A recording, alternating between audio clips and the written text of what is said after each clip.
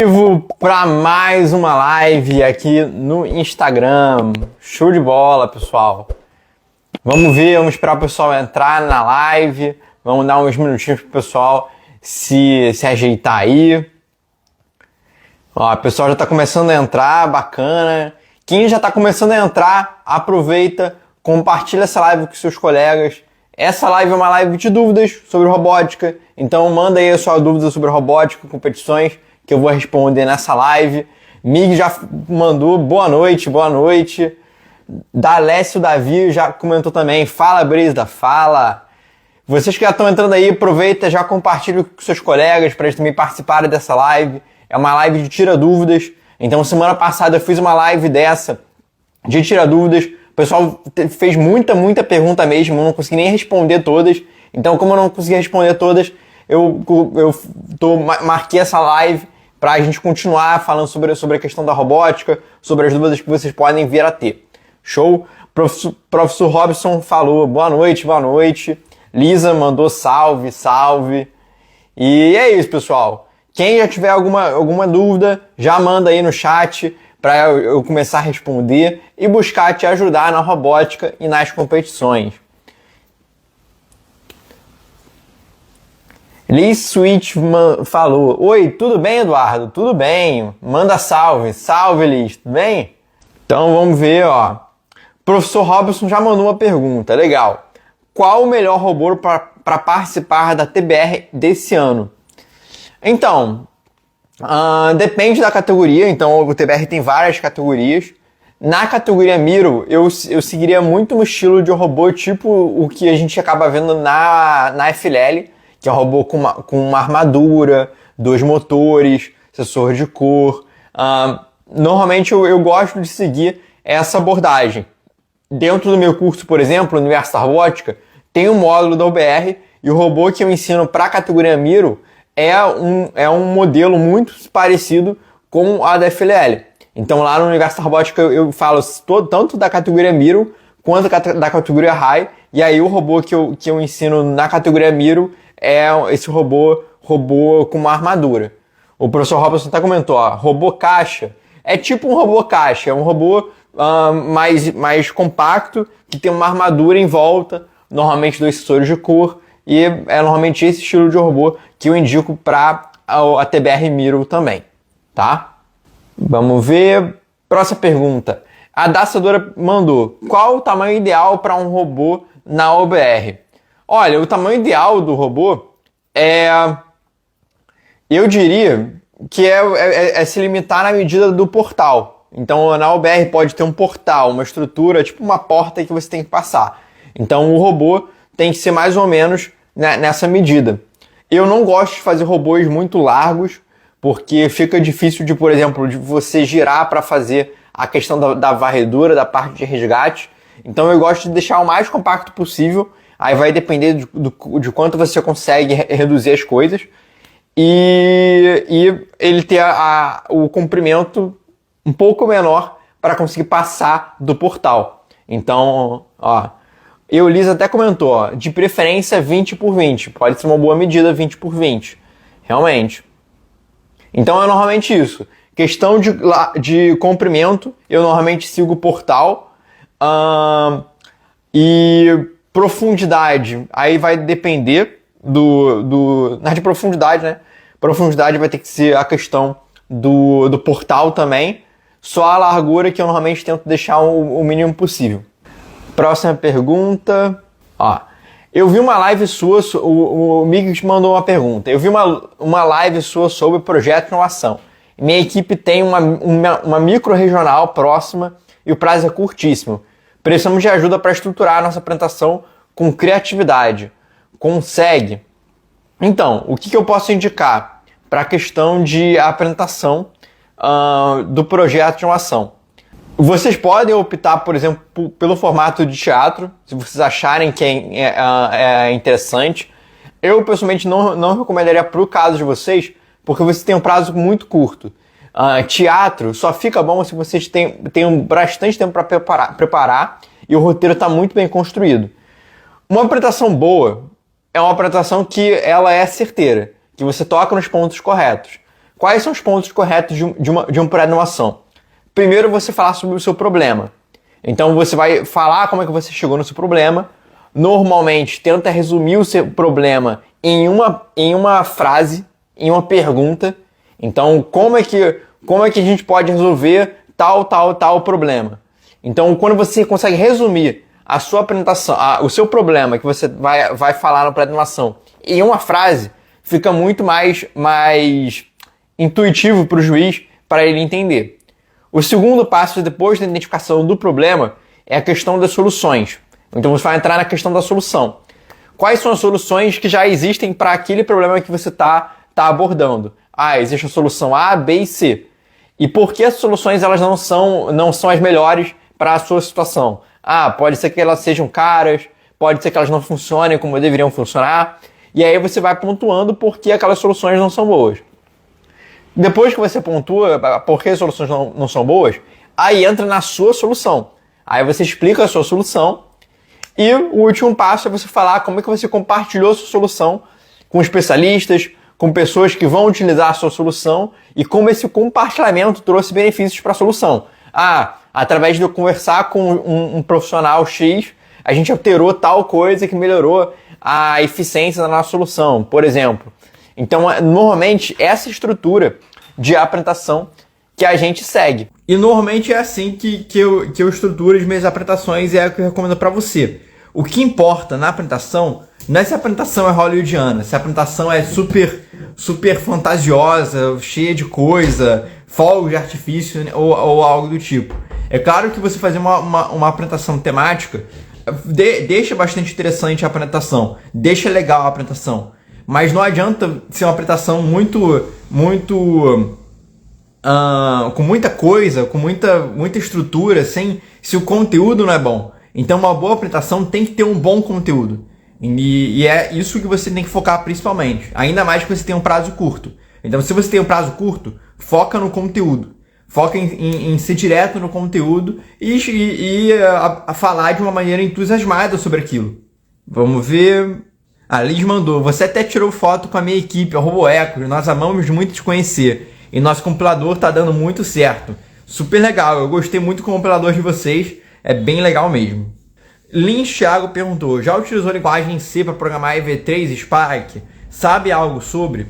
Eu nunca programei o EV3 em C. Já vi pessoas que programaram o EV3 em Basic.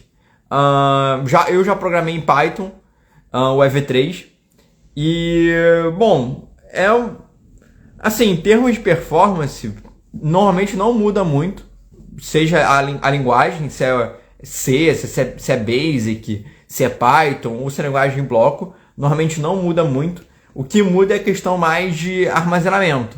Então, as programações em bloco, elas normalmente limitam a quantidade de informação que você pode guardar numa matriz. Já as programações escritas, elas não têm normalmente essa limitação. No EV3 eu tive esse problema de limitação de espaço nas matrizes do EV3, mas é uma programação muito avançada, são poucos casos que você vai utilizar isso.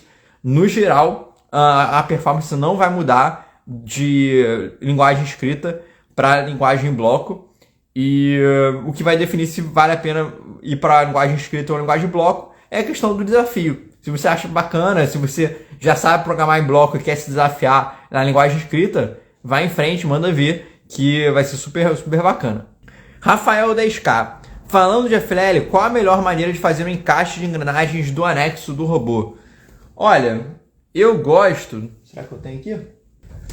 Eu não vou conseguir mostrar aqui o sistema que eu gosto.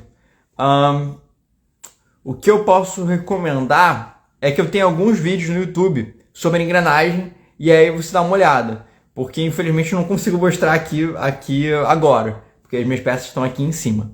Darécio Davi perguntou: no último torneio fomos mal por não saber explicar muito bem a programação. Como podemos melhorar a apresentação para os juízes entenderem? Tá, primeiro ponto da questão da apresentação. Você não precisa explicar bloco por bloco da sua programação. Por alguns motivos. Primeiro motivo, porque não vai dar tempo de você explicar bloco por bloco da sua programação. Segundo motivo, muitas vezes os juízes não sabem como que é a programação, seja do EV3 ou do Spike. Às vezes tem alguns juízes que entendem de programação, mas podem ter vezes que outros juízes não sabem. Então você tem que explicar de uma maneira que qualquer pessoa consiga entender.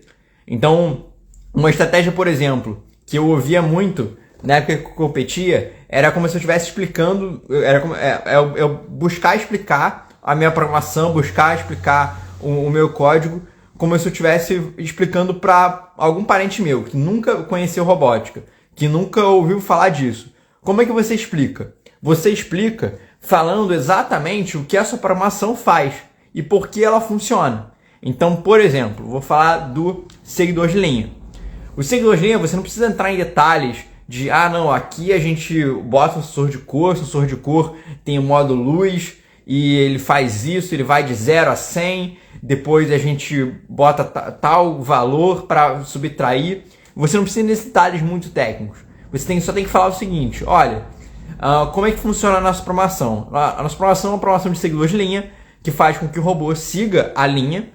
E como ele faz isso? Através do nosso sensor de cor e luz. O nosso sensor de cor e luz detecta a variação da luz da linha, de branco e preto, e para isso a gente consegue, dessa forma a gente consegue seguir a linha.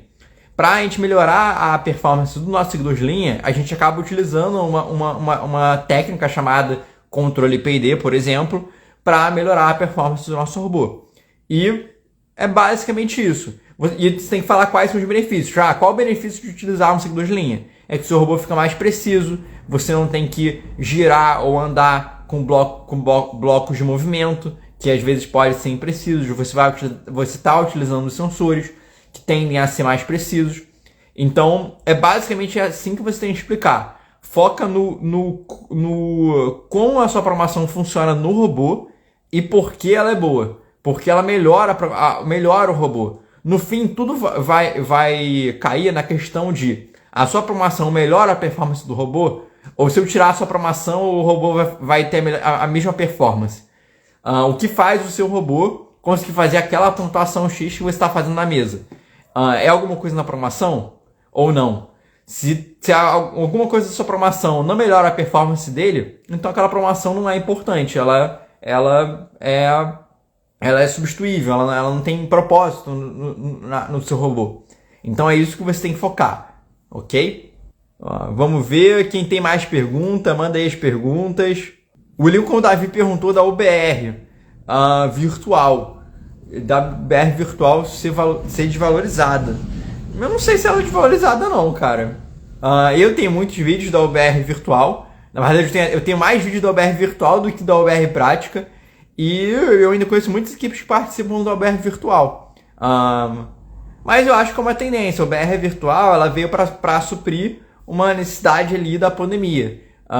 E aí depois que passou ali a época da pandemia, a UBR conseguiu voltar à estrutura normal, fazer o modelo da UBR prática, que realmente é uma modalidade muito legal. Então eu acho que a UBR virtual ela surgiu para suprir uma necessidade ali no momento, mas que também acabou se tornando viável para equipes que às vezes não têm o kit, ou às vezes não tem muita estrutura para viajar para as competições e participa ainda assim da competição de maneira virtual.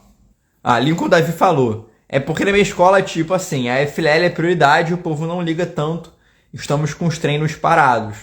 Em muitas equipes a FLL acaba sendo o torneio principal, o torneio que a equipe tem mais foco. É uma decisão da própria equipe, assim. É uma questão de gosto, também é uma questão de preferência do torneio. Às vezes até uma questão de qual torneio é mais disputado. Aí pode ser que a FLL seja mais, na visão da equipe, pode ser que a FLL seja um torneio mais disputado, consequentemente a FLL tem que ter maior prioridade ali na questão das avaliações, dos treinos. Por exemplo, quando eu competia, a gente participava da FLL e do TBR. Tiveram vezes que a gente tinha FLL em uma semana e na semana seguinte a gente tinha o TBR. Muitas vezes o que acontecia? O pessoal, a gente construiu o robô do TBR e por exemplo, eu ficava programando o robô TBR, eu sozinho, e o resto da equipe treinava a FLL. Por quê? Porque a gente tinha um maior foco na FLL, porque a FLL vinha primeiro também, e porque não era tão necessária tantas pessoas para programar, por exemplo, o robô da TBR, no caso da equipe que eu estava. Então, infelizmente, é uma questão mais de estratégia da escola, da instituição e da equipe. Lucas BT comentou: minha equipe tem blocos inteligentes incríveis. Para a próxima temporada, estamos pensando em adaptar para o Python. Você acha que seria uma boa escolha para a próxima temporada para a FLL da minha equipe? Olha, Lucas, vai depender se você tem interesse em programar em Python. Eu apoio muitas equipes migrarem para a linguagem escrita, porque eu acho que é uma evolução. Você começa na linguagem bloco e aí começa a evoluir para a linguagem escrita. Mas em termos de performance na competição, eu acho difícil você ter uma mudança. Eu acho que você vai ter a mesma performance no robô. Não sei se isso vai impressionar os juízes. Se impressionar os juízes, na minha opinião, não deveria impressionar, porque não é linguagem que... Não tem nada na na rúbrica, que diz que coloca a linguagem escrita como algo melhor do que linguagem bloco, em teoria. Então, eu acho que é mais uma questão de gosto e interesse em ir para um próximo desafio. Se você já sabe muito bem sobre linguagem bloco e quer se desafiar na programação em Python, manda ver, vai com tudo e vai ser divertido esse desafio. Rafael 10K, fiz uma programação para o robô ir reto usando o sensor giroscópio. Eu quero saber se tem uma maneira de deixar o robô alinhado à posição inicial, porque está acontecendo dele ir reto, certo, e no fim desalinhar. Olha, eu não sei como é que você está fazendo a programação. Essa programação de andar reto com o giroscópio eu ensino no meu curso Universo da Robótica. Então lá eu ensino passo a passo como você pode fazer a programação, mostra no robô, tanto na V3 quanto no Spike. Então tem para todos os gostos lá. E o que eu normalmente utilizo na programação é como se eu estivesse seguindo uma linha invisível. Então essa é a dica que eu posso dar para a questão dessa programação, é imaginar que você está seguindo uma linha invisível. E aí ele vai acabar seguindo essa linha invisível. Migs falou: também estamos tendo dúvidas com o giroscópio por aqui. Consegue dar alguma dica ou orientação apenas para podermos entender um pouco melhor? Dica que eu posso dar. Primeira dica: imagina que você está seguindo uma linha invisível. Segunda dica que eu posso dar: dá uma olhada nos meus vídeos de seguidores de linha no YouTube. E a terceira dica que eu posso dar é você dar uma olhada no meu curso Universo Robótica, que aí lá tem uma aula específica sobre o giroscópio, que eu ensino tanto a você andar reto, quanto você também a girar de forma precisa. E aí essa programação do giroscópio é uma programação muito técnica, é uma das últimas programações que eu ensino no curso, porque é um compilado de tudo que você aprende antes. Então é um conteúdo realmente muito, muito aprofundado, que eu não coloco nem no Instagram e nem no YouTube, porque realmente eu preciso que a pessoa tenha alguns conhecimentos prévios, que aí ela acaba tendo no curso. Aí se você quiser dar uma olhada na ementa, olhar essas aulas do giroscópio lá no Universo da Robótica, é só você clicar no link que está na minha bio, ou digitar no seu celular ou no seu computador, www.universodarobótica.com.br. Brisa, sobre o BR Prática, qual você acha que é a melhor maneira de colocar as bolinhas na área de resgate? Se lembrando que a minha equipe é do nível 1. Olha, como o nível 1 é uma galera um pouco mais nova, consequentemente eu considero que as equipes mais novas ainda não tem tanta maturidade, tanto conhecimento na plataforma. O que eu gosto de fazer é orientar os meus alunos a fazer um robô muito simples, só de arrastar a bola. Arrasta a bola, vai pegando as bolas, vai girando e arrastando. Depois que você fez uma varredura ali, passou um pouquinho, você se dirige a uma área. Eu normalmente não oriento a equipe tentar diferenciar a vítima viva da vítima morta no nível 1, porque é uma parte um pouco mais complexa. Se por acaso a equipe conseguir já completar esse desafio, eu sou do nível 1, já consegui fazer um resgate, já consegui fazer essa questão de varredura e só empurrar a bola. Se você conseguiu o show de bola, aí a gente começa a avançar para os próximos passos. Mas é normalmente esse passo que eu oriento para o nível 1, que a parte do resgate é a parte mais difícil normalmente. ET Legos. Sempre que eu tento programar usando o giroscópio ou sensor de cor, o robô continua desalinhado ou fora do lugar esperado. Tem alguma dica? Olha, sem ver a programação é difícil eu te dizer o que pode estar acontecendo. Também não sei se você está fazendo uma programação básica de condição ou se está fazendo uma lógica um pouco mais complexa, como controle proporcional, controle IPD. Primeira dica que eu posso dar, considerando que eu não sei a sua programação, dá uma olhada nos meus vídeos de seguidores de linha do YouTube. Tem tanto do V3 quanto do Spike, que aí lá eu ensino como você pode fazer uma programação, tanto básica quanto intermediária ali, de seguidores de linha. Segue aquela programação que é praticamente certo que vai dar certo. Se não der certo, provavelmente é por conta da referência. A referência é o valor que o seu robô vê na borda da linha, na divisão da linha, entre a linha e o branco. Pode ser que o sensor esteja descalibrado, pode ser que o seu sensor esteja muito longe ou muito perto, e aí dê um valor diferente, por exemplo, do que eu coloco no vídeo. Normalmente eu coloco no vídeo um valor próximo de 50. Por quê? Porque normalmente nos meus robôs eu já calibro o sensor e aí ele acaba vendo 0 no branco e 100 ele acaba vendo 100 no branco e 0 no preto. E aí a borda da linha é a metade da soma desses valores. Então 100 mais 0 é 100, dividido por 2 é 50.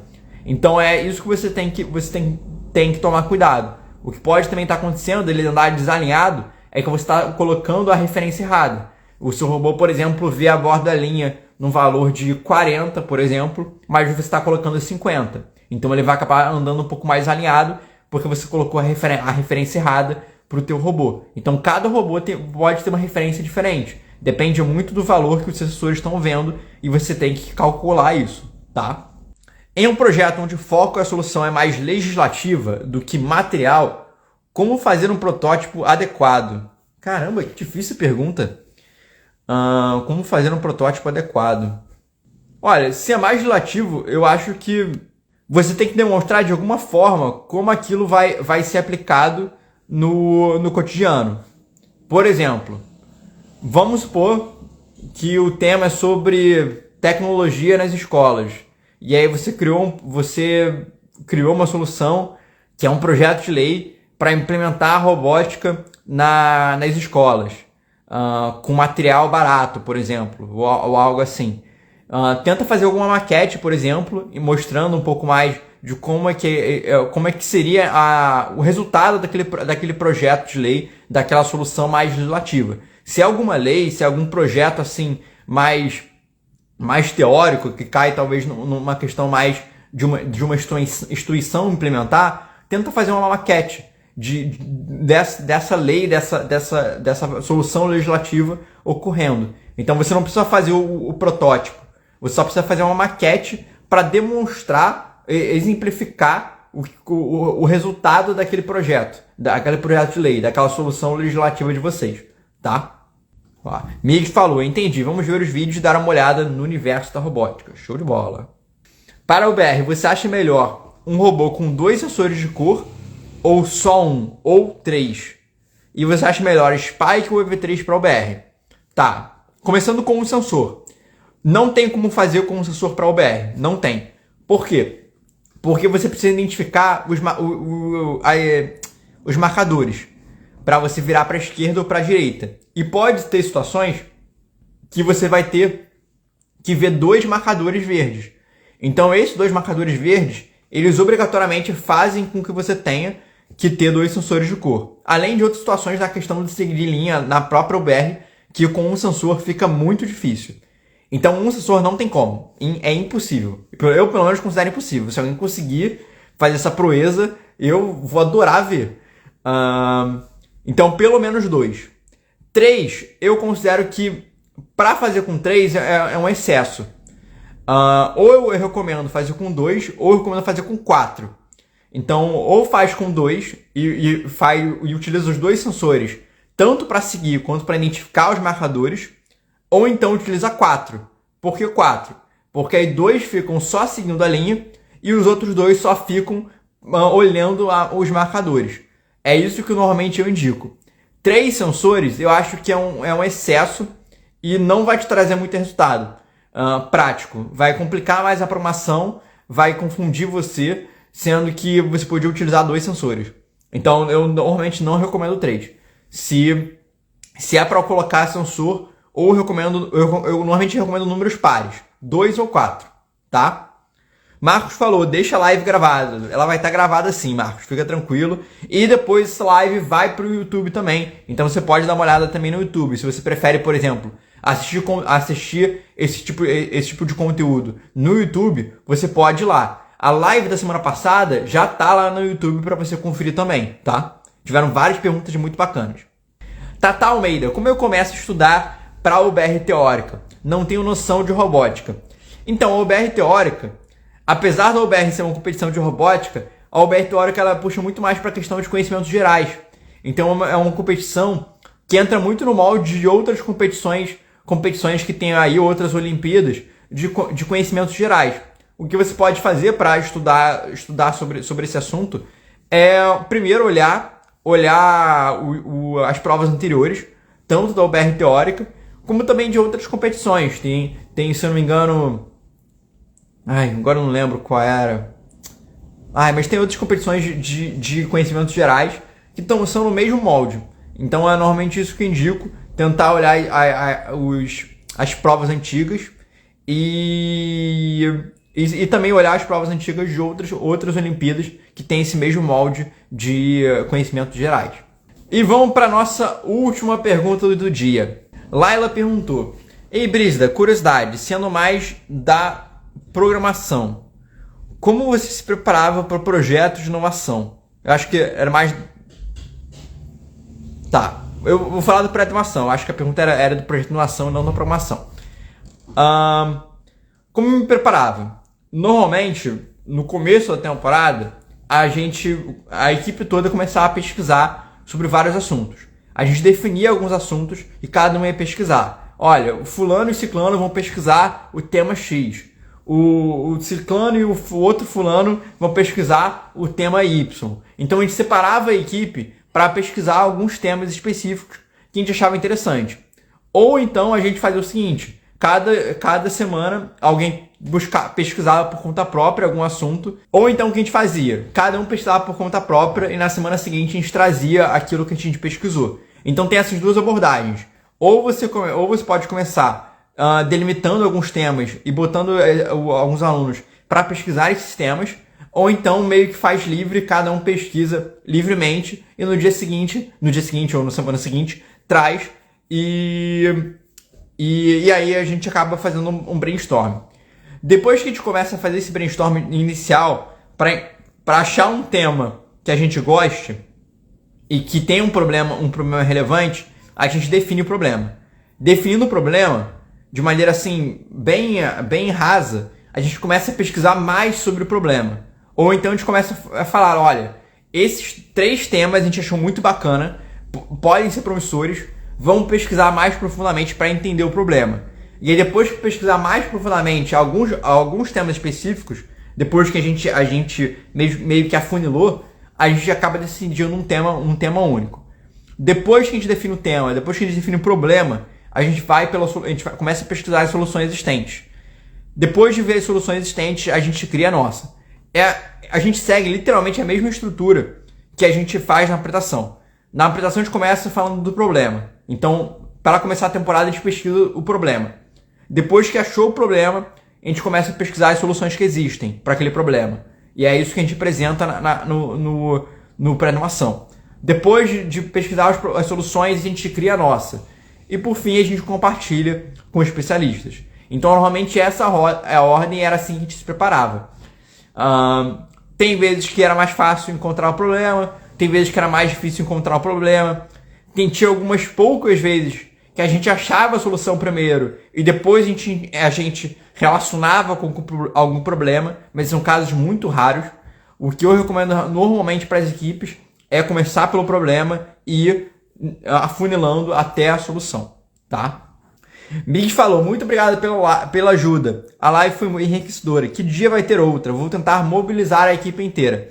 Eu vou buscar fazer live toda quinta-feira, tá? Então semana que vem também, semana que vem não vai ter live na quinta. Eu vou ver se a gente faz talvez outro dia. Mas sem ser a próxima semana, a outra vai ter outra live na quinta-feira, beleza? E eu também sempre divulgo aqui quando tiver live. Eu normalmente divulgo um dia antes, uma semana antes, então você vai saber quando tiver live, beleza? Então, pessoal, a gente vai ficar por aqui.